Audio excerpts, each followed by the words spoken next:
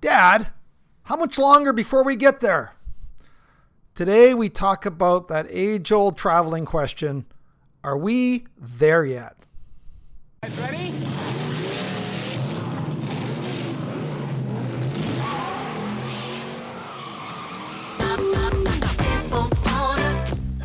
When it comes to porn, are you stuck, spinning out, or slipping backwards in your life? If so, then welcome to the Finding Traction podcast, a show dedicated to those who are looking to gain recovery momentum away from porn and toward the life and relationships they have always hoped for. Now, here's your host, Vern Tomke.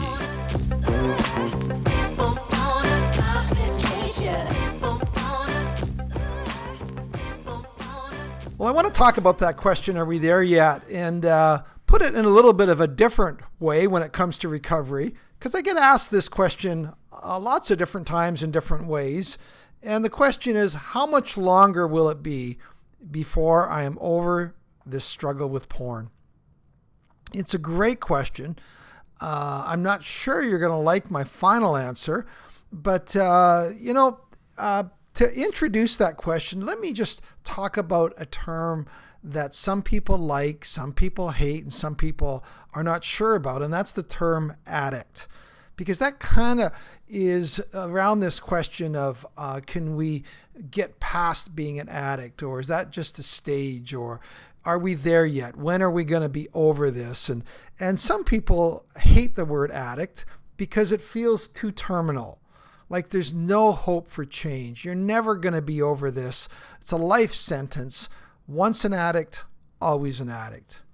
Some people hate the term addict because they think it kind of hits them at the core of their identity. They'd choose, they want to put something more hopeful in the place of their identity. For example, Christians will talk about being a child of God who struggles with porn. So that might be a reason why you don't like that term.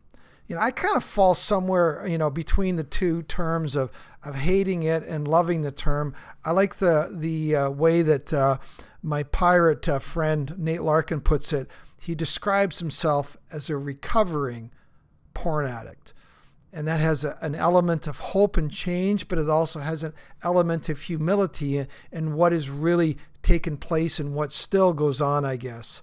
And whatever term you want to use, there is an interesting question as to why some people who apparently struggle with something that looks like an addiction, they're able just to let it go, drop it, put it aside, and move on. For example, I had a friend who struggled with gambling, and things kind of hit the wall with his marriage, and I told him he needed to go to a gambling anonymous group. But he told me, hey, it's not an addiction. I don't need to go, and I'll just stop. And from what I can tell, apparently he did. He just stopped. Another friend of mine was a problem drinker in their 20s. They loved whiskey. And, but when they started a relationship, that guy decided, this isn't going to serve me well. And he just stopped drinking. Apparently, I think he's now close to 40. He doesn't drink anymore. So, was that an addiction? He just stopped it. I know some people who realized, I think I have a problem and I shouldn't look at porn. And so they apparently just said, I'm done. They stopped it and they don't have that a part of their life anymore. Doesn't plague them anymore. And it raises a really interesting question. Were they ever really addicts in the first place?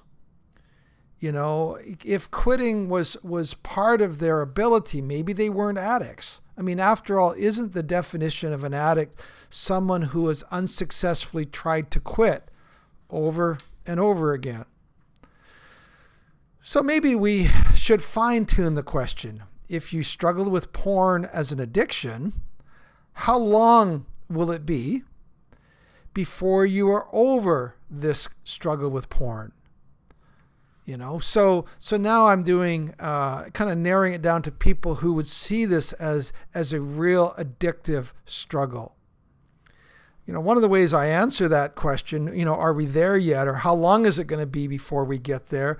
One of the ways I always like usually answering a question with a question is, well, how long have you been developing this addictive struggle for? And if the answer is 2 months, well, that might lead to one thing. If the answer is 20 years, well, that might lead to a very different conclusion. If you have been looking at porn for 20, 25 years, it's probably unrealistic to think that you can change in a month or two just by an act of willpower. Okay, fair enough, but how long? How long is it before, if porn has been an addictive struggle in my life, before I can remove its escalating and harmful effects from my life and just stop doing it? And I guess if I was really pressed to make a quick answer, it would be, well, I would say for most guys, 2 to 3 years is what it usually takes if they're willing to put sustained effort into it. Yeah, I knew some of you go, oh my goodness, and I've scared you away. You're going, oh, come on. You can't take that long. But here's my point. You're probably, if you've been working on developing this problem for a long time, from my experience, it's going to take you a significant amount of time and the work you need to do to create a new trajectory for your life. And by sustained effort, I don't just mean willpower. I mean taking the steps around learning and building relationships and becoming brutally honest with yourself and other people. All of that is something that I would put in the area of what I call sustained effort. But if that answer was discouraging for you, let me even make it worse and really upset you. I would say this: if you struggle with a deep susceptibility to porn, you will never probably experience an effort-free version of your life where you simply live with clear sailing. You go, oh my goodness, now I'm really upset. Now I'm really discouraged. And I want to explain that discouraging statement. Let me say that statement again. If porn has been a part of your addictive makeup, you're never going to get to a place of complete clear sailing. Now, to make a point, let me go to, me and my wife did marriage education for 15 years with couples. And I want to bring in one of the marriage gurus, John Gottman. And I want to talk about one of the approaches he used to working with couples who were having problems. And what he says is this: couple problems, they usually break down into 2 categories. The first category is solvable problems. Those are problems that are experienced as a couple, where the couple takes clear steps, they problem solve, they take clear steps to overcome them, and then those problems are over and done with. It's clear cut, over and done with, and we're kind of all hoping that our porn struggles are part of that category, solvable problems. But John Gottman goes on to say this. He says there's a second type of problem, and it actually makes up, believe it or not, the majority of the types of problems that couples experience. And he describes the second category as perpetual problems. These are ongoing issues that arise from the fact that each person is very deeply different from one another, with different values, with different personalities, with the way they approach life. And he says those deep differences cause perpetual challenges or problems that are never going to go away. And the goal for those types of problems, perpetual problems, is to resolve them. Now, what does he mean by resolve them? And what he means by that is learning to manage them in a way that works for the two of you, and you learn to be successful despite the fact that those problems never completely disappear from your life. Yeah, again, I understand that sounds depressing, but it actually is very freeing to couples, because what they do is they quit all these unsuccessful attempts to change the other person so that the problem would go away.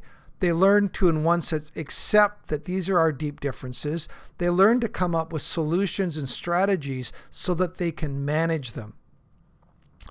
Let me apply that to porn, for example. Yes, I would like it to be a solvable problem. It goes away and never enters my life again. It never even bothers me again.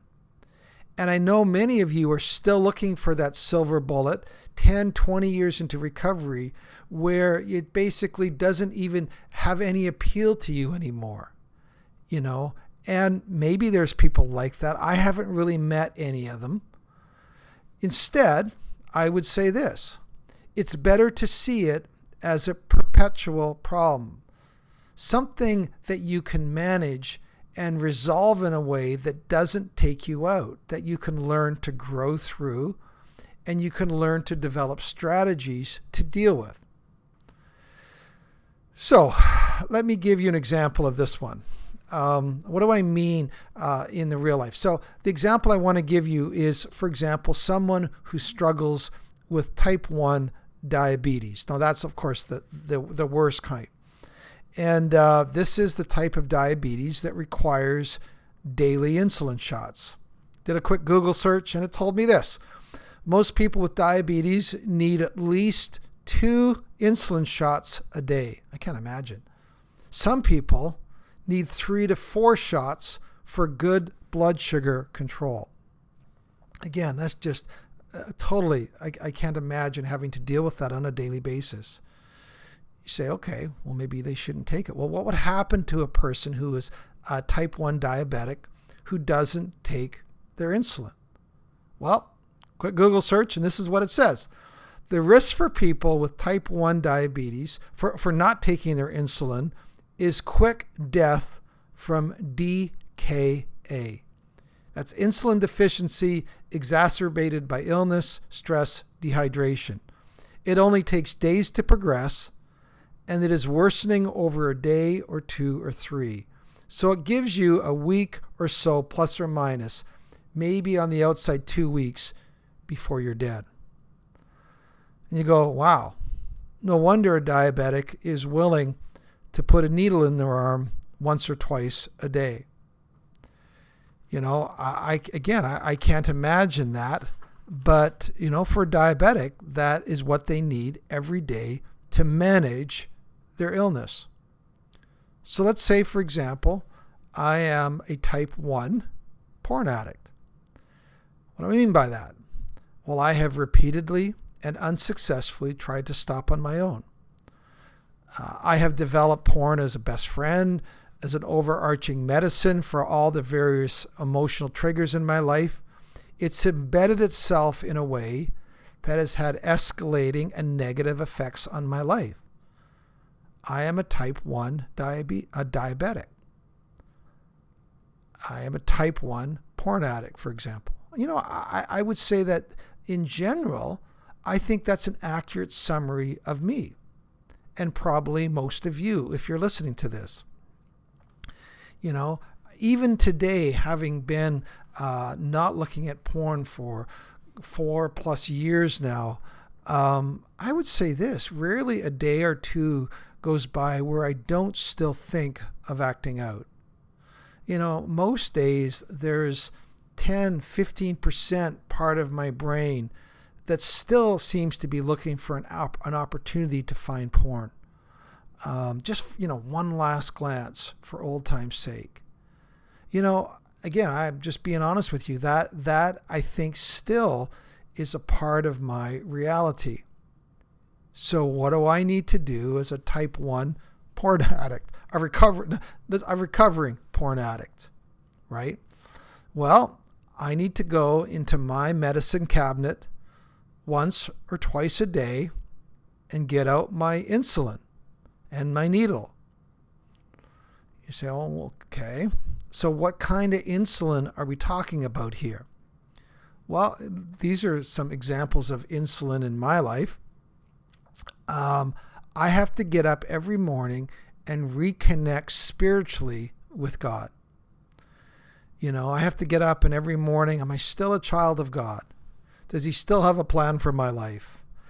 So many mornings I get up, and we used to have a fireplace, and the old days you would mostly heat your house on wood. But imagine yourself getting up in the morning and all you had was wood, and you put the fire, all the logs on the fire the night before. You get up in the morning and all there is, it looks dead, but you get out the poker and you poke around in the fireplace, and there's still a few coals there, and you kind of, poke them back into life, and you put some kindling on them, and you get that fire going again. I can't tell you how many days it feels like that in my spiritual life. I need to, get that fire going and throw some wood on the fire. So that for me, does God still have a plan for me? That doesn't involve porn. Well, every day I kind of need to ask myself that question. Well, the next vial of insulin I need is I usually listen to a good podcast every day.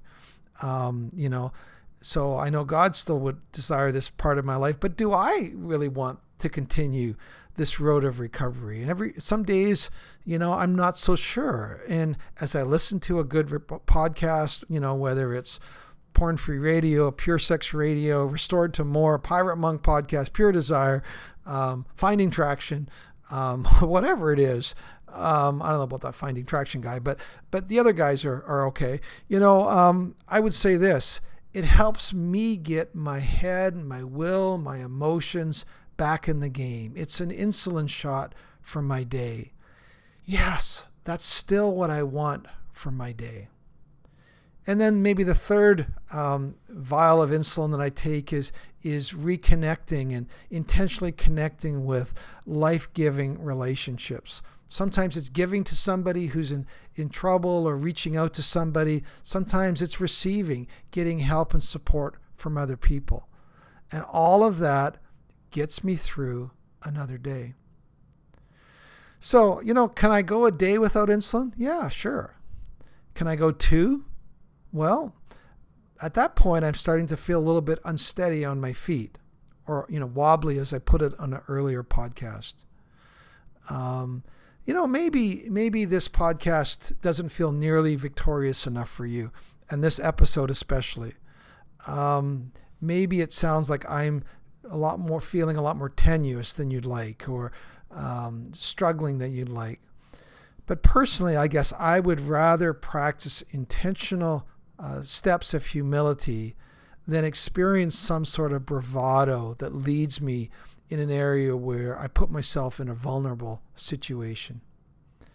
Interesting, the Apostle Paul, he talks about the verse that he talks about escaping temptations or triggers, but the verse that precedes that is this: beware of those who think you stand, lest you fall. And there was somebody else who had a thorn in the flesh that I know kept him aware of his daily weaknesses. So maybe I am not in such bad company. So next time you are tempted to ask, are we there yet? I truly believe that life and joy and victory are possible. But it's not a version of clear sailing that doesn't leave you in deep need of God and other people each and every day. That means you don't still have to practice taking your insulin. And so in one sense, we're already there. Yes, we've got there. There just looks a little different than what we might have anticipated. So the next time, God bless you. It's great chatting with you. We'll see you on the next episode.